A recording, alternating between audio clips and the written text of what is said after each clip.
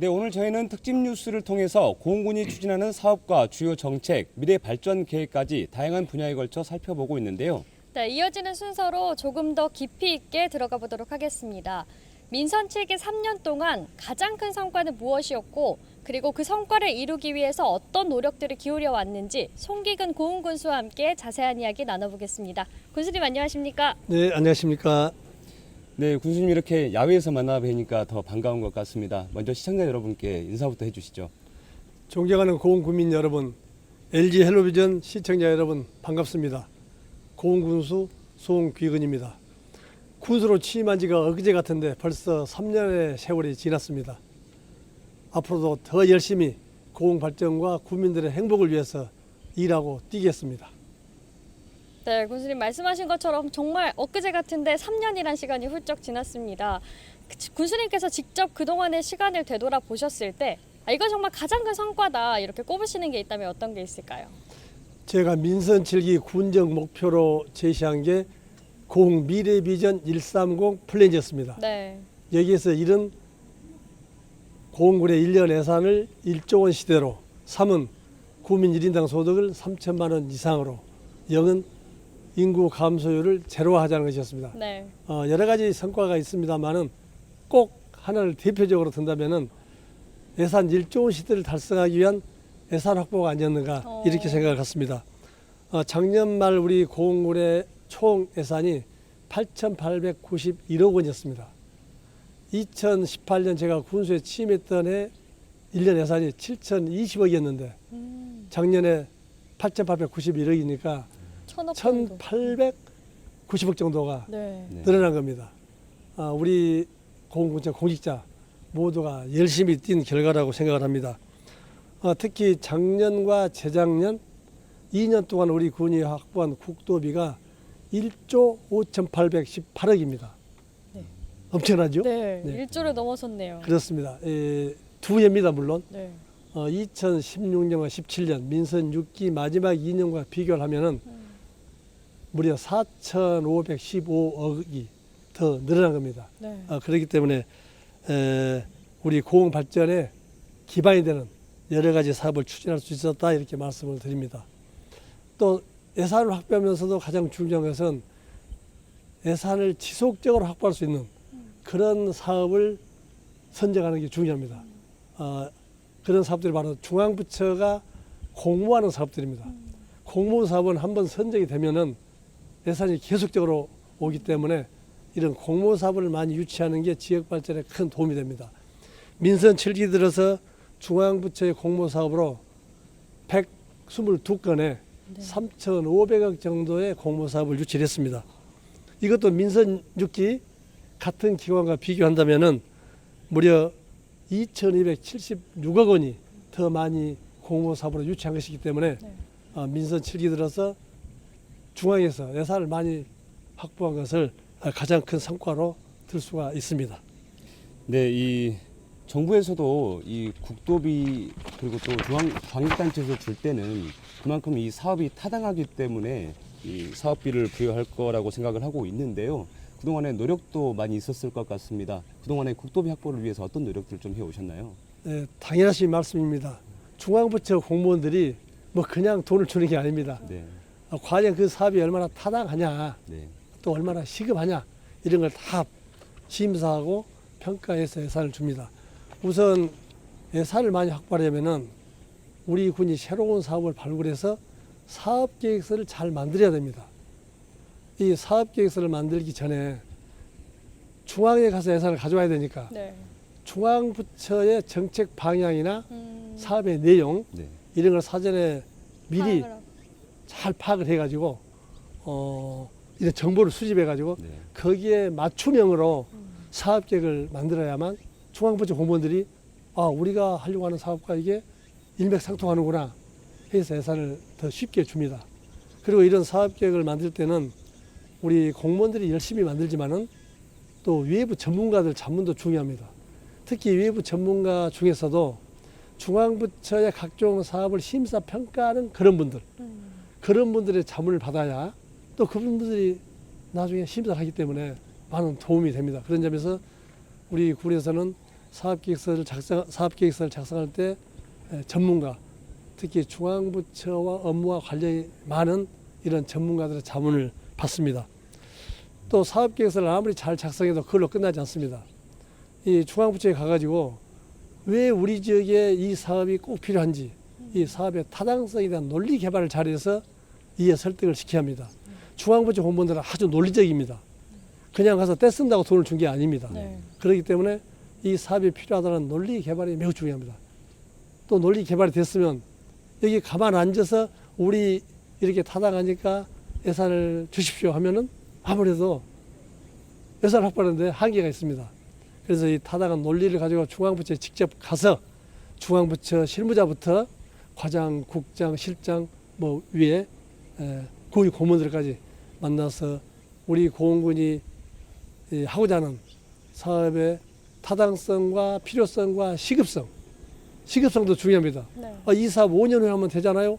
이랬을 때 이 사업은 꼭 내년에 필요합니다. 라는 이 시급성도 충분히 이해 설득을 시켜서 예산을 확보해야 되고, 마지막 이제 국회 관문이 있습니다. 정부안이 9월 초에 국회로 넘어갑니다. 그리고 국회에서 마지막 상임위 예결위 본회의를 하기 때문에 예산이 마지막 통과되는 순간까지도 국회에 가서 각 상임위 국회의원들을 상대로 해서 우리 군에 꼭 예산이 필요하다는 것을 열심히 홍보를 하고 강조를 하고 노력을 해서 예산을 확보해야만 됩니다. 그런 노력의 결과 작년, 재작년 우리 군이 1조 5,818억이라고 하는 많은 국도비를 확보했던 겁니다. 네. 정말 잘 이끌어 오신 것 같은데 그동안 그렇게 국도비를 확보했던 많은 사업들 중에서 대표적인 사업들 몇 가지만 좀 소개해 주실 수 있을까요? 네, 대표적으로 말씀드리면 아까 앞에서도 언급이 됐습니다마는 스마트팜 혁신밸리 사업. 네. 우리 고원군 유사 이래로 단일 국책 사업으로 규모가 가장 큰 1,100억짜리입니다. 이 스마트팜 혁신밸리 사업은 19년부터 22년까지 4년간 고흥만 간척지 33헥타에 총 사업비 1,100억이 투자된 이런 사업입니다. 이 스마트팜 혁신밸리 사업은 청년 창업 농을 육성하는 것인데 우리 고흥을 첨단 농업의 중심지로 만들 수 있는 아주 대형 프로젝트입니다. 현재 사업이 진행되고 있고 공정률은 40%쯤 됩니다. 두 번째로는 이 고흥읍이나 도양읍 같은 구도심들은 아주 좀 넓고 활성화가 안 돼 있습니다. 그렇기 때문에 도시 재생이 필요합니다. 그래서 작년에 국토교통부로부터 도시 재생 뉴딜 사업 200억짜리 공모 사업을 유치해서 우리 고흥읍의 도시를 좀 재생시켜서 활성화시키고 이 활기가 넘치는 이런 도시로 만들 계획으로 있습니다. 또 셋째는 고흥만의 드론 센터를 네. 현재 건립 중에 있습니다. 이 198억짜리 국비 사업입니다. 지금 8월 말이면 준공이 됩니다. 네. 이 사업이 준공이 되면 거기에 25개 업체가 입출해서 드론 개발부터 시험 제작 이런 데까지 일련의 과정들이 거기서 이루어질 겁니다. 또 이 바다 쪽은 여기 뒤에 지금 아주 멋진 바다가 네, 너무 네. 멋집니다. 보입니다. 바로 아래 남열 해수욕장입니다. 네. 이 바다가 우리 공원 멋지기 때문에 어촌 뉴딜 300 사업이라고 해수부 사업이 있습니다. 그동안에 우리 군에서 6개 마을에 400억 정도의 사업을 이미 공모 사업으로 유치를 했습니다.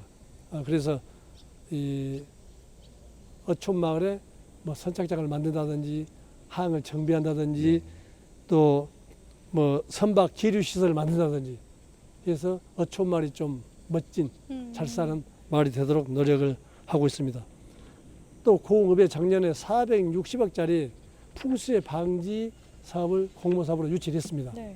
그래서 고흥이 과거부터 이 비가 많이 오면은 침수 우려가 있기 때문에 고흥천을 정비하고 거기에 다리를 또 새로 건설해서 높여주고 그래서 고흥의 이 풍수에 특히 집중호우 피해를 항구적으로 예방하기 위한 사업으로 460억짜리 네. 공모 사업을 유치를 했습니다. 뭐 더 많습니다만 네. 이 정도만 말씀드리겠습니다. 네, 너무 많네요. 네, 방금 말씀해 주신 것처럼 고흥에서 참 다양한 사업들이 추진이 되고 있는 것 같습니다.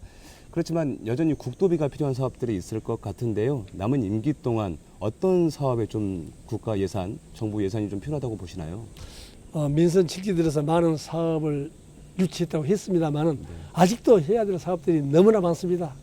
그래서 뭐 많이 있습니다만은 몇 가지 말씀드리면 이 녹통 북항이라고 있습니다. 한국 네. 북한 그쪽이 태풍 때 배들을 많이 피양을 시키는데 이 파도가 아직도 꽤 세가지고 네. 어려움이 많습니다. 네. 그래서 이 녹동 북한 피양지 사업, 네.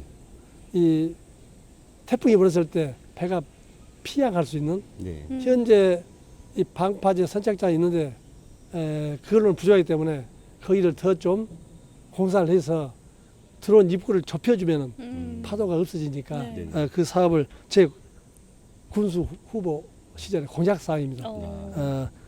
이 방파제라는 200m 정도 연장을 하는 사업비 120억을 해양수산부에 건의를 해서 아마 10월쯤이면은 이 사업이 확정될 예정으로 있습니다. 또 우리 고흥군에는 이 장사 시설이 없습니다. 이 장사 시설이 없다 보니까 어르신들이 돌아가시면은 화장을 한 후에 뭐 다른 지역에 가서 모시는 경우가 네. 많습니다. 그러다 보니까 비용도 비싸고 거리도 멀고 네. 그래서 우리 고흥 국립 하늘공원 하늘 뭐 옛날식 표현하면 추모공원입니다. 네. 이름을 멋지게 좀 좋은 이름을 하늘공원이라고 네. 해서 현재 추진 중인데 사업비가 한 78억쯤 되는데 보건복지부에 이 국비로 지금 건의를 해놨습니다. 또 노후 하수관로 정비 사업. 이 하수관로들이 건설한 지가 오래되다 보니까 아무래도 이 누수도 되고 또 녹도 슬고 안 좋은 부분이 많습니다. 그래서 이 하수관로 정비 사업 220억 사업인데 이것도 환경부에 건의를 하고 있습니다. 뭐 그 밖에도 많이 있습니다만 이 세 개만 대표적으로 말씀을 드리겠습니다. 네. 네, 정말 지난 3년 동안 이루어 오신 것 그리고 앞으로 해야 될 것까지 다양하게 이야기를 나눠봤는데요. 마지막으로 군수님 남은 1년 있습니다. 어떻게 군정을 이끌어 가실지 한 말씀 부탁드리겠습니다. 남은 군정이 1년도 안 됩니다. 11개월 조금 더 남았습니다. 네. 제가 군정 목표로 제시한 공 미래비전 130 이 목표를 조기에 달성하는 것이 가장 큰 과제입니다. 우선 아까 앞에서 말씀드린 1년 예산 1조 시대 꼭 내년에 달성할 수 있도록 우리 전 공직자가 열심히 중앙부처와 국회를 뛰고 또 뛰면서 노력을 하겠습니다.